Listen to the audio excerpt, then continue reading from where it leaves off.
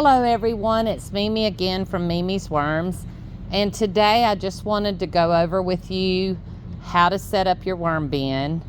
For those of you who are buying the worm bin kit, starter kit from us, I wanted to show you how to set it up. You can also take these tips and set up your own worm bin using your own products. So with the kit, you're going to get the worm bin, which is a bus pan. You're going to get a bag of mushroom compost.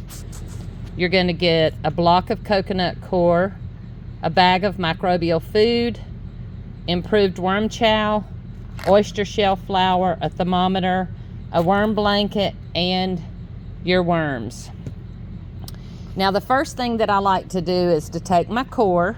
It's going to come with this bag. You're going to add 1 gallon of water and you're going to let that sit. It doesn't take long, but once you get that coir broken up, then it's ready to go. I take about half of the bag of the mushroom compost.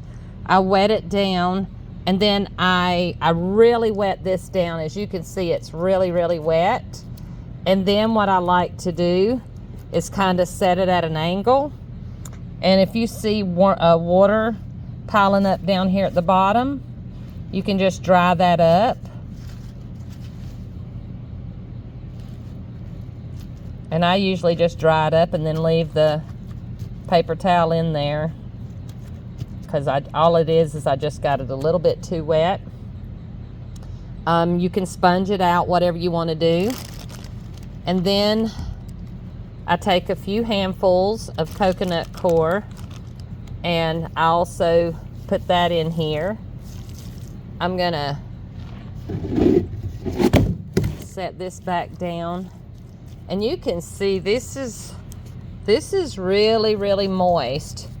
But when I tell you that the worms really like moist material, I'm not kidding you. You will get better hatch rates. You just don't want standing water, and we don't have standing water there. So now that I've done that, I'm just going to push all this out of my way for now. The next thing that I'm going to do is I'm going to add just a little bit of oyster shell powder. You're just going to put a light dusting over the top. I'm going to put a very, very small amount of microbial food. Now you can put this in a sieve and let it soak in the water and then pour it into a spray bottle. I don't recommend you just take and pour it in a spray bottle, because it's going to have chunks of stuff that's going to clog up your sprayer.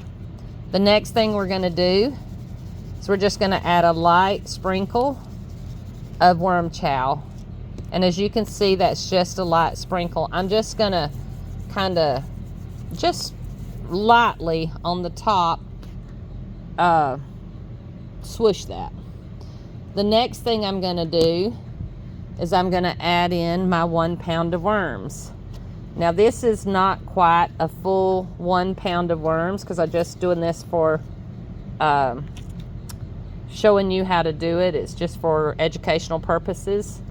And what you want to do is you just want to kind of rough these worms out, and that's it. You just want to leave them alone. The next thing that I like to do is I like to take a piece of cardboard,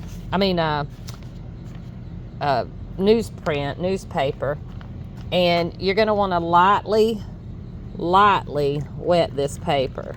You may not have enough water in there to do that.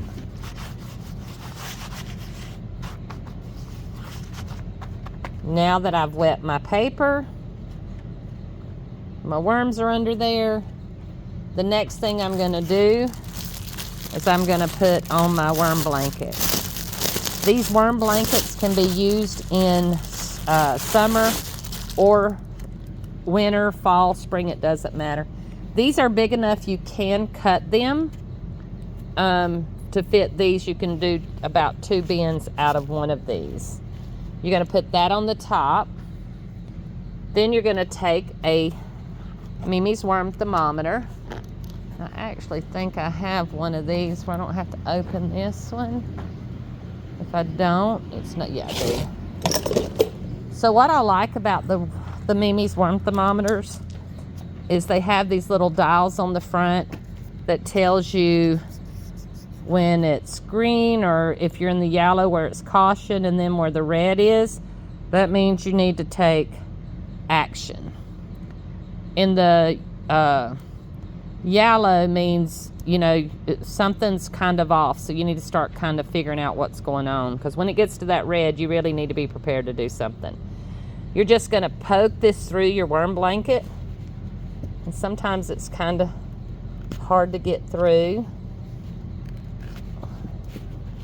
and you're just going to push that down into your bed. I like to have mine where I can just walk by and read them, so I tend to have it to where I can just see it when I go by. And that's really all there is to it, y'all. Now, some people do like to feed food scraps. I'll do another video for that. This particular one is just really on how to set up the kit that we sell. And you can feed these your worm chow. You don't need to feed these again until they've eaten all of that food already.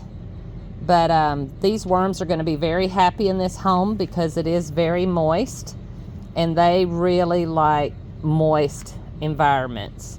I think people don't give their worms enough moisture when it comes to reproducing worms, because again, if you want to do castings, it's a whole new setup for castings, because you wouldn't have it this wet for castings. And that's really about the only thing different you would do, is just have it like a wrung out sponge if you're wanting to produce castings. And really that's if you're wanting to produce castings on a commercial scale, because when you're doing it at home, it's not going to matter, because you're just going to take those worms out and let those castings dry a little bit, or you can just put them straight into the garden or pots, whatever it is you're working with. There you have it. How easy is that to set up a worm bin? I'll do another video here shortly on how to do the Acinia Andreas that come in their living material, because it truly is just as simple as ripping up the box that they come in and pouring out the contents and adding some water and a little bit of this oyster shell flour, microbial food, and worm chow. So we'll come back and do that one on the next video. You guys have a wonderful day.